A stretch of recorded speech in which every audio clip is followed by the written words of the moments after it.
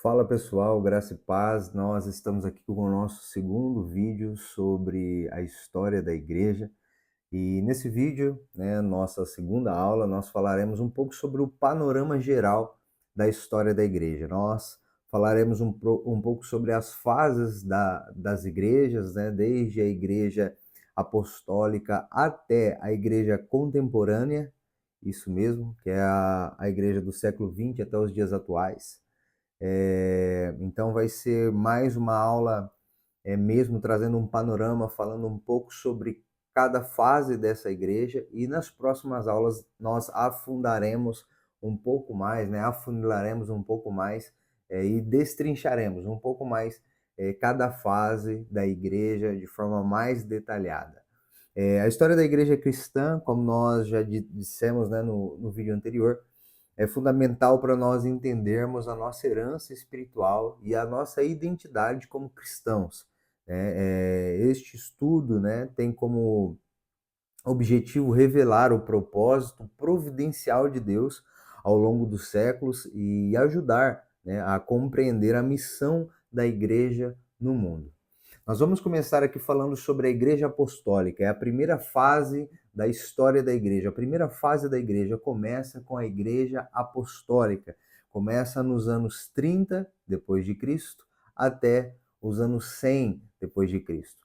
O seu início e expansão tem como a ascensão de Cristo e Pentecostes, ou seja, da ascensão de Cristo, quando Jesus é levado aos céus, ou seja, quando Jesus sai da terra, vai embora da terra e é assunto aos céus, e o Pentecostes, após a ascensão de Jesus, o Espírito Santo desce sobre os discípulos em Pentecostes, como nós vemos no livro de Atos, marcando o início da igreja. Aqui começa o início da igreja apostólica.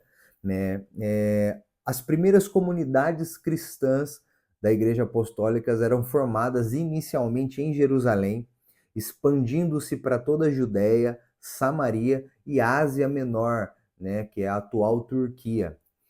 Os eventos e desafios, da igreja apostólica foi diferenciação do judaísmo, ou seja, definição da natureza do cristianismo em contraste com o judaísmo, ou seja, o judaísmo não é o cristianismo é uma coisa e o judaísmo era outra. Essa foi um dos desafios da igreja apostólica, a igreja primitiva. Outro desafio foi perseguições, ou seja, a igreja apostólica enfrentou as primeiras perseguições lideradas pelo Sinédrio e Herodes, com mártires como o diácono Estevão e Tiago. Tivemos também eventos como expansão missionária, sobretudo através das viagens missionárias de Paulo, que levaram o evangelho a diversas partes do Império Romano. Alguns fatos importantes sobre a igreja apostólica, a primeira fase da igreja é o derramamento do Espírito Santo, em Pentecostes. Depois, a liderança dos apóstolos, na igreja, ali ativamente na igreja. A expansão do cristianismo para além de Jerusalém, com Antioquia se tornando o centro missionário, uma base missionária, inclusive para o apóstolo Paulo. Inclusão dos gentios na igreja. Essa fase da igreja é muito interessante porque é onde nós, gentios, ou seja, todos aqueles que não fazem parte da nação de Israel, não são judeus, somos considerados gentios, somos incluídos no evangelho nessa fase da igreja, a igreja apostólica. Temos também a escrita do Novo Testamento nessa fase da igreja, a destruição de Jerusalém em 70 depois de Cristo e a morte de João, o último apóstolo, mais ou menos em 100 depois de Cristo. Então, esse foi algum dos fatos importantes em que nós estudaremos de forma mais detalhada nas próximas aulas sobre a igreja apostólica. A segunda fase da igreja é a igreja perseguida, que vai de 100 anos depois de Cristo até 313 anos depois de Cristo, ou seja, até o terceiro século. Difusão e perseguições. A igreja perseguida, o cristianismo ele se espalha de forma ampla, ou seja, há um crescimento do cristianismo no Império Romano. ele se espalha de forma ampla e ele começa a enfrentar severas perseguições dos imperadores romanos. Um dos desafios internos e externos da igreja, né, perseguida era o surgimento de heresias e a necessidade de definir doutrinas e uma organização institucional. Temos também desenvolvimentos teológicos nesta fase da igreja, que foi a formação da Igreja Católica. Lembrando que a formação da Igreja Católica nessa altura não é a Igreja Católica Romana que nós conhecemos hoje. Aqui o termo católico trazia sentido a uma igreja universal e não uma igreja católica romana como nós conhecemos hoje, do Papa e etc. Então, a primeira formação da Igreja Católica, ou seja, definição da fé através dos credos e formação do cânon do Novo Testamento. Foi também aqui nessa fase da Igreja perseguida. Temos alguns escritos teológicos, ou seja, produção de obras importantes por figuras como Clemente de Roma, Inácio de Antioquia e Justino Mártir. Fatos importantes desta era da Igreja perseguida. O crescimento da população cristã, fortes perseguições imperiais, criação de uma regra de fé, surgimento dos primeiros pais da igreja e escritos pós-apostólicos, suposta conversão do imperador Constantino, imperador de Roma. Agora nós iremos para a terceira fase da igreja imperial. Lembrando, nós estamos aqui só num panorama geral, vendo alguns pontos importantes das fases da igreja. A igreja imperial é a terceira fase da igreja, vai do terceiro século até meados do quarto século, ou seja, de 313 depois de Cristo até mais ou menos 476 anos depois de Cristo. É conhecida esta fase da igreja como igreja imperial, né? Vamos falar um pouco agora sobre as legalizações e mudanças. Por que igreja imperial? O cristianismo, ele a partir de agora, né, por uma suposta conversão do imperador romano Constantino, o cristianismo é legalizado e posteriormente se torna a religião oficial do Império Romano, né? Então agora há uma relação de igreja e Estado, né? Benefícios à igreja, né? E intervenções imperiais em questões eclesiásticas, né?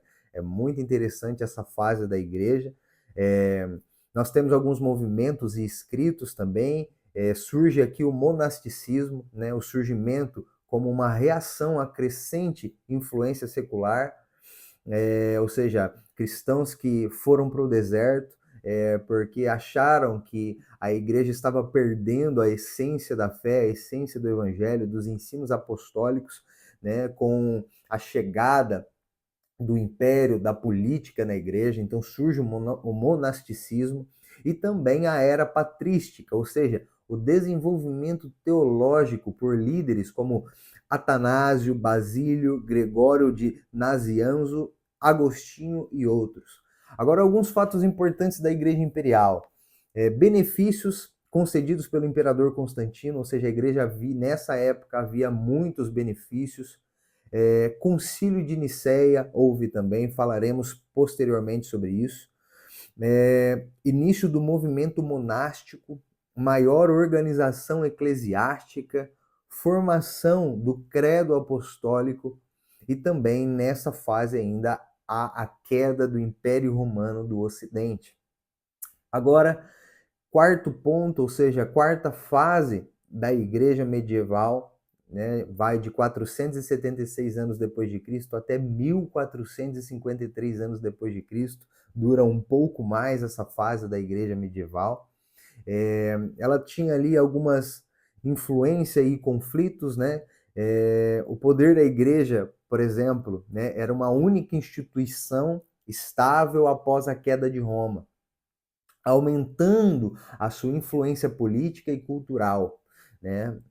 Há também, nesse período da igreja medieval, a ameaça islâmica e as famosas cruzadas, né? Que é a conquista de territórios cristãos por muçulmanos, pelo Islã, e resposta, né, dos cristãos católicos através das cruzadas.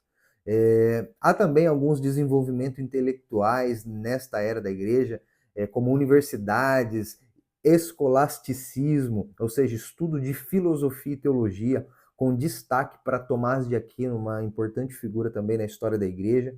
O cisma oriental e ocidental, ou seja, separação da igreja ortodoxa, né, com a igreja católica, devido a divergências teológicas e políticas, também nessa fase. Alguns fatos importantes da igreja medieval foi a cristalização dos povos bárbaros, crescimento da igreja em poder e autoridade, a igreja cresceu em poder e autoridade, cisma entre a igreja romana e ortodoxa, né? Período da Inquisição e das Cruzadas, o surgimento de universidades e desenvolvimento teológico e o movimento pré-reformador. Agora, a quinta fase da igreja é a igreja reformada, né? E de 1453 a 1648 depois de Cristo. Há aqui agora reformas e novas denominações.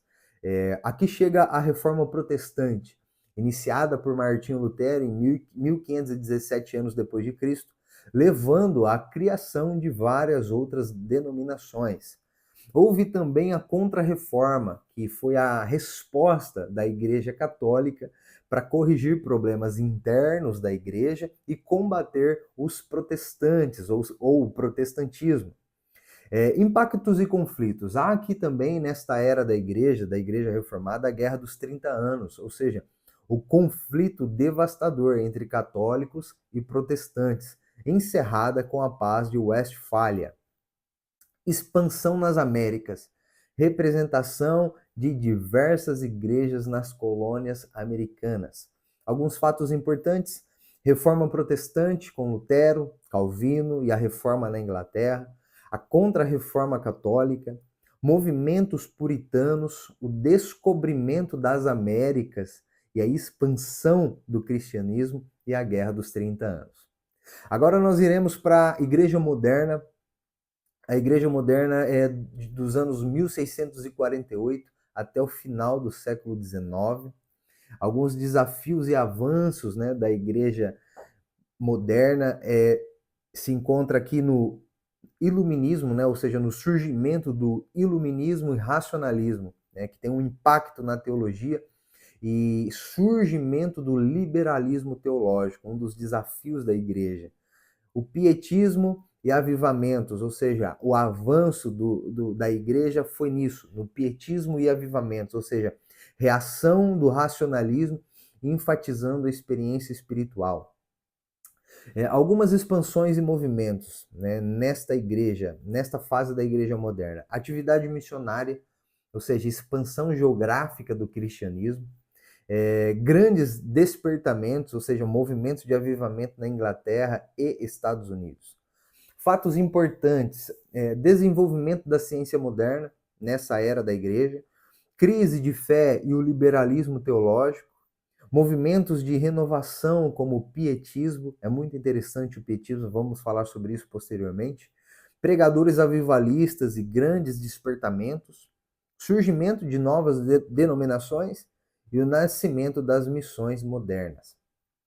Agora nós caminhamos para a última fase da igreja, que é a fase em que nós estamos vivendo também hoje, que é a igreja contemporânea. Ela tem início no século XX e vai até os dias atuais. Há alguns eventos mundiais, né, e alguns impactos na igreja, sendo eles as guerras mundiais, né, que marca a igreja contemporânea e tem um impacto significativo nas igrejas, né? Reformas e movimentos teológicos, ou seja, na fase da igreja contemporânea, depois do século XX, teremos aí o Concílio do Vaticano II, a teologia da libertação e renovação carismática.